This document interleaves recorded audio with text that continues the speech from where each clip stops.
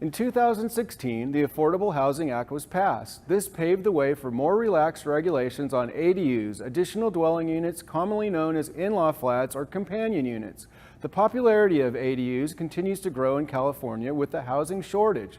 The state saw a 63% increase in ADU permits in 2017 compared to 2016. In San Diego, the increase was 71% due to the simplified permit process for qualified homeowners. At Murray-Lampert, we're getting a lot of calls from homeowners interested in ADUs so loved ones can live on the property or even for rental income to subsidize their home mortgage. There are many types of ADUs, from simple garage conversions to detached units or second stories over an existing garage. Building costs vary from job to job, with garage conversions being the most economical when off-street parking is available. Hiring a firm that handles zoning research, design, and building streamlines the process and is a cost-effective choice.